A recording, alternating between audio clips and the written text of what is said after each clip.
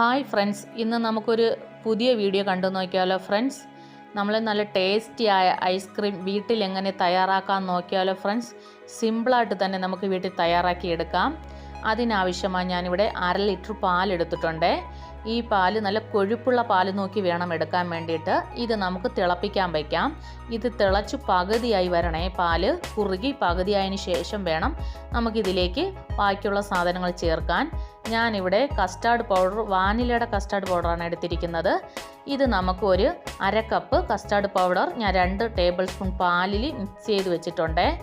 നല്ല കട്ടിയില്ലാതെ വേണം മിക്സ് ചെയ്ത് വെക്കാൻ വേണ്ടിയിട്ട്. നമ്മുടെ പാൽ അങ്ങനെ തിളച്ച് കുറുകി വന്നിട്ടുണ്ട്. ഇതിലേക്ക് നമുക്ക് നേരത്തെ മിക്സ് ചെയ്ത് വെച്ച കസ്റ്റാർഡ് പൗഡർ ചേർത്ത് കൊടുക്കാം. നമ്മുടെ ഇത് വാനിലയുടെ ഫ്ലേവർ ആയതുകൊണ്ട് ഇതിൽ തന്നെ വാനിലയുടെ ഫ്ലേവർ ഉണ്ട്. നമുക്ക് വാനില എസൻസ് ചേർക്കേണ്ട ആവശ്യമില്ല. എന്നിട്ട് നമുക്ക് നന്നായിട്ട് തന്നെ ഇത് മിക്സ് ചെയ്ത് കൊടുക്കണം. ഇത് നന്നായിട്ട് തിളച്ച് കുറുകി വരുന്നവരേക്കും നമുക്ക് മിക്സ് ചെയ്ത് കൊടുത്തുകൊണ്ടേയിരിക്കാം. നല്ല കുറുകി വന്നതിന് ശേഷം വേണം ഇത് ഓഫാക്കേണ്ടത്. അതുവരേക്കും നമുക്ക് തിളപ്പിക്കാം. ഇനി ഇതിലാവശ്യമായി മധുരം ചേർത്ത് കൊടുക്കാം. ഞാനിവിടെ 4 ടേബിൾ സ്പൂൺ പഞ്ചസാരയാണ് ചേർക്കുന്നത്. നമുക്ക് മധുരം ഇതിനേക്കാളും കുറച്ച് കൂടുതൽ വേണമുള്ളവർക്ക് കൂടുതലായിട്ട് ചേർക്കാവേ. ഞാൻ വെറും 4 ടേബിൾ സ്പൂൺ പഞ്ചസാരയെ ചേർത്തുള്ളൂ. ഞാൻ മധുരം മീഡിയമായി ചേർത്തിട്ടുള്ളേ. ഇനി ഇത് നന്നായിട്ട് തിളച്ച് കുറുകി വരണം. ഇത് കുറുകി വന്നതിന് ശേഷം നമ്മളിത് ഫ്രിഡ്ജിൽ വെച്ച് നന്നായിട്ട് തണുപ്പിച്ച് വേണം എടുക്കാൻ വേണ്ടിയിട്ട്. അങ്ങനെ നന്നായിട്ട് തിളച്ച് കുറുകി വന്നിട്ടുണ്ട്. ഞാൻ ഫ്രിഡ്ജിൽ ഒരു 3 മണിക്കൂർ വെച്ച് തണുപ്പിച്ചെടുത്തിട്ടുണ്ട്. നല്ല തിക്കായിട്ട് തന്നെ ഇരിപ്പുണ്ട്.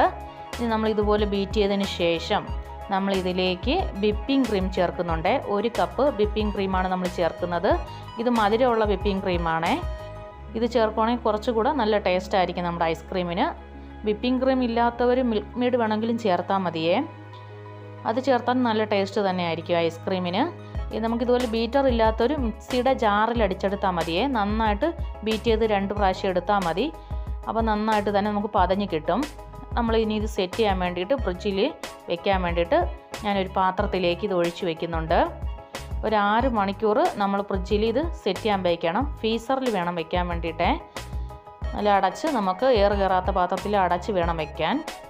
അങ്ങനെ ഞാനിത് ഒരു 6 മണിക്കൂർ കഴിഞ്ഞ് എടുത്തിട്ടുണ്ട്. നമ്മുടെ ഐസ്ക്രീം നല്ല സെറ്റായിട്ട് വന്നിട്ടുണ്ട്. കണ്ടോ ഫ്രണ്ട്സ്, നല്ല ടേസ്റ്റിയായ ഐസ്ക്രീം അങ്ങനെ നമുക്ക് വീട്ടിൽ തന്നെ നമ്മൾ തയ്യാറാക്കി എടുത്തിട്ടുണ്ട്. ഇനി ഇതൊരു ബൗളിലേക്ക് ഞാൻ വെച്ച് കാണിച്ചു തരാം. കണ്ടോ, നമുക്ക് കടയിൽ നിന്നൊക്കെ മേടിക്കുന്നതിനേക്കാളും രുചിയിൽ തന്നെ നമ്മൾ കെമിക്കലൊന്നും ചേർക്കാതെ നമുക്ക് വീട്ടിൽ തന്നെ തയ്യാറാക്കി എടുക്കാം ഇതുപോലെ ഐസ്ക്രീം. ഇനി നമ്മളെല്ലാം ഇതുപോലെ കുറേശ്ശെ ഒരു ബൗളിലെടുത്ത് വെക്കുന്നുണ്ട്.